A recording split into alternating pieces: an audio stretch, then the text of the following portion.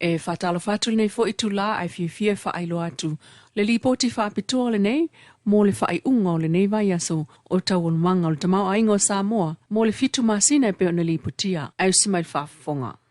Le li poti o le tamau ainga mō le ulua i fitu masina, yu Leilua o lua ia Januari lua o lua tolu. O le tausanga whaaltupe lua o lua tolu. Alo tātou watunuu, po le tamau ainga o Samoa. Mo mua fua whaatau tamau ainga ilo na tulanga masani, le nominal GDP kuata po se tema lua o lua. E whaase lau iwa tolu te simale 5 miliona tala. E ono te simale 1%, e mawalunga aina ilo le whaase lau ono tolu miliona tafa mawina ili kuata o se tema lua o lua tasi. Le tausanga e se fulu lua masina whaamuta mayate tema lua o lua. E afe valu se lau 5 te simal 5 miliona tala, po le tasi te simal 1%, e mawalunga aina ilo le afe valu se lau luono te simal 5 miliona, ili se fulu lua masina e whaamuta maya se tema o le lua o lua tasi. Te mau ainga mo tangata taito tasi po le GDP per capita, e se fulu lua masina whaamuta maya se tema lua o lua. Se fulu afe valu se lau lua sfutasi tala il tangata, e to tasi, po le tasi te simale 2%, e mawalunga ai le se fulu afe ono se lau iwa sfutala, sa wha mawina le se fulu lua masina, e wha muta maya se te malua o lua tasi. Fua whaatau moniol tamau ainga bo le real GDP 4 setema lua o lua. E 5 se lau mal tasi te simale 2 miliona tala, wha te simale 5%, e mawalunga ai nai lo le wha fitu valu te simale 5 miliona tala, mo le kuata se te malua o lua tasi. Tausanga sfulua masina whaamuta ia se te malua o lua. E tasi le afe valu se lau fitu ono miliona tala, po le wha te simale 2% e mawala loai, na ilo le afe, iwa se lau 5 sfulu valu te simale 5 miliona, sa wha mawina le se fulu lua masina, se fulu lua masina e whaamuta maya se te malua o lua tasi. Lua, fua whaatau o loam au nanga o Januari lua o lua tolu. O le fua launga tasia whaaltau sanga o le sitanga i le fua whaatau maasani o le tau o loa. Mau nanga bol annual average headline inflation rate. Sa tu mau le sfutasi pasene. Mai le masina ua mabai a sa mau alunga tu foi. I le whaama le afa pasene ia Januari lua o lua. O le nei tūlanga sa atangia i le pa ua le tau o loa awina mai fafo. Imported inflation i le sfulima tesimal tasi pasene. Mai le sefululima tesimal 3% na ia te sema o le lua o lua. Ai o le tau o loa le loto i fale o le tunu upa local inflation, sa si itia i le 1.5%, mai le 1.5% il masina o tuana iatu. Tolu, fua o faile leanga po le agricultural supply, i wha mamonga la tamai mai le ofisa o whainu me la wha mawina Samoa, le Samoa Bureau of Statistics, sa atangi ai le si itia o le au whainga o fua o whaile leanga sa whaatawina i maketi, il tala whaata ia pia o le 2.5% i le lua i fitu masina o le neito sanga whaaltupe. Mua mua amata maya apelila lua ota sival swing o le tau sanga whaambae po le New Baysia, lua ota stolu i le selau, a le ofisa o whaamaumaunga, whaamuta ia Januari lua o lua tolu, e atangia i le neisi itanga, le alu ilunga o le tau au whai, o whaele leanga e pe o le talo, popo, ufi, whaapea mawhala au e pe o le kapisi, tamato, kukama, maukeni. E ui le mawalunga o le sapalai, aina si itia le lua tolu te simal 3% le fua whaatau, o le fesuia inga o le tau o loai maketi tono le tunuu, ona o le malosi o mana onga o tangata whaatau po le demand. Luna wha, whaltupe o whaatau inga, banking system, whae ungol kuata ia te sema lua o lua. O lo whaawau pea, le tulanga le leima le malosi o tupe whaavae, a whale tupe mo whaatau inga, banking system, ile whae unga o te sema lua o lua, matula ima yeile si itia o le fua whaatau mana o mia o tupe whaavae, po le capital adequacy ratio.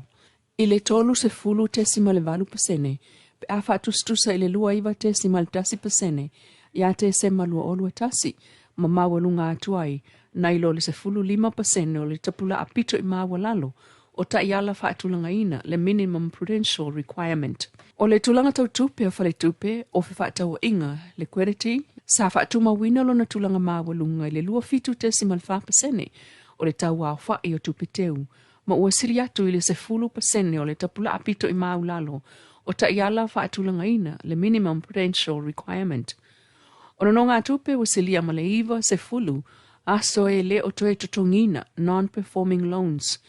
I le whaingo te se malua olua lua, na whaamawina i le 5% o le au whainga atoa, ono no ngā tupe a whale tupe, pe a whaatusa le tolu te sima le 1%, sa whaamawina e a te se malua olua tasi, ai peitai. O le pasene o tupe wha leo whaapitoa lava mono no ngā tupe, wa le toe tutongina, provisioning sa pa u, i le se lau 5 te sima le 1%, i a te se malua olua lua, mai le se lau iwa valu te sima le 12%, i a te se malua olua tasi. O le tulanga maua lunga o tupe wha leo mono no ngā tupe u wha le tonu, provisions, na au si ai le iwa se fulu te sima le tasi pasene, o ia no ngā tupe, ma ua māta winai, le whaititia mai le se lau se fulu pasene, sa iai le masina o te se malua olua tasi. 5. O le pāleni o tupe tutongi po le ulua i fitu masina mua o le tausanga wha tupe, lua olua tolu. Fe whaitawa inga, mātunu i fafo. Nā whainga o loa au inatu i fafo po exports. E fitu se fulu te sima le 1 miliona tala, po le fitu wha te sima le 5%, e māwalu ngā tuaina i lo le wha se fulu te sima le 5 miliona tala, i le ulua i fitu masina, e whaamuta mai a anuali o lua. Whaafsenga ina o loa au inatu i fafo, pasene ese, toe whaata winatu o loa i fafo po le re-export.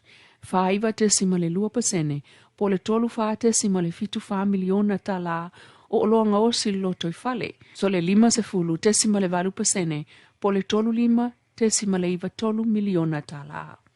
E pe o le ia, lua 5 te sima le 1%, po le sulvalu te sima le 2 miliona tala. So au upopo, sul tasi te sima le 2%, po le fitu te sima le 2 miliona. Ava malosi, lua te sima le 5%, po le tasi te sima le 5 miliona tala. O le talo, lua te sima le 12%, po le tasi te sima le 1 miliona tala. Sua le nonu e 2%, po le tasi te sima le 5 miliona tala. Lua au whaingo o loa whaatawina mai fafo po imports, e fitu se lau 5 te sima le 5 miliona tala. Po le 5 te sima le 12% e mawalungai, na ilo le fase lau i vaiva te sima le 12 miliona tala, sa wha mawina le ulua i fitu masina, e wha amuta mai a anuali lo olua lua. O loa whaatawina mai mo business tu ma oti masitia, le luful 5%, po le au whainga e tusa o le fase lau valulima, te sima le o valu miliona tala. Sa wha alua ina le tau au wha ele soau u sa whaatawina mai fafo, ile se lau valu sfulua te sima le tasi 2 miliona tala. O loa sa whaatawina mai ele malo mai fafo, sa whaatolwina matula i mai ai, ile fitu sfulvalu te sima le 5 miliona tala. Lon tolo pāleni o tupe whaatawa ingo o loa. E ono se lau fitu sfulima te sima le 1 miliona tala, mai wha fitu, te sima le tasipasene e mawalungai na ilo le wha se lau 5 malu, te sima le valu tasi miliona tala. I le olua i fitu masina o le tausanga wha le tupe, lua olua tasi, lua olua lua. Wha, o tangata tā whao mai mua mai fafo, o lau whainga o tangata tā whao mai mua mai fafo po visitor arrivals, e 5 iwa afe tol se lau valu sfulu, tangata tā whao mai, i le ulua i fitu masina o le tausanga wha le tupe, lua olua tolu e mai aya yanuali lua olua tolu. Lua sfulu ono afe wha se lau 5 tolu o a inga maua o asia si mai i Samoa, au whainga o tupe maua po le visitor receipts, e se lau iwa sfulu wha, te simal stasi fitu, miliona tala i le ulua i fitu masina, o le tausanga wha le tupe lua olua tolu, e mai aya yanuali lua olua tolu. Pe tusa ma le selau ma le wha, te sima le 2 miliona tala sa maua mai a inga, maua sa asia si mai i Samoa. Tupe wha amoli mai fafo po private remittances, 5 selau sfultasi te sima le 12 miliona tala, lua se fulu, te sima le 5% e mawalungai, na ilo le wha selau lusu wha te sima le 5 miliona tala, i le ulua i fitu masina, wha amuta mai a yanuali o lua olua tolu. Tupe mo ainga mtangata taito tasi sa si tia, ile se fulu 5 te sima le tasi pasene, ile atau au whai, e wha selau wha sulfitu, te sima le wha ono miliona tala. Tupe mo e kale siam wha la poptonga la iti sa pa u, ile iwa pasene, po le au wha e se fulu ono, te sima le valu ono miliona tala. Lona whao tupe teu wha anganga i fafo cross official foreign reserves. Valu se la wiwa wha te sima le 5 miliona tala alfa ingo yanuali, lua o lua tolu. I se fulu ono 10% mawalungai na ilo Januari lua o lua. O tupe wha leo o iei nei ma whai un wha tawina mai ei o loa mai fafo. Mo se vaitai me tusa ma le iwa 10% maasina. Pea wha tusa atu se fulu 10% maasina ia Januari lua o lua. Ono no ngā tupe mai fafo po external debt outstanding wha ai unga o le kuatau te sema lua o lua. Mo mua pa leniol no ngā tupe e iwa se lau ma le wha 10% miliona tala.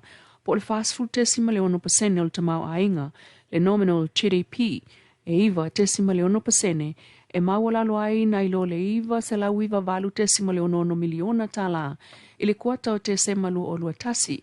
O le 5% o le fua whaatau o le tamau ainga le nominal GDP lua. Tutongina no ngā tupe sfulua masina whaamuta mai a te sema lua o lua.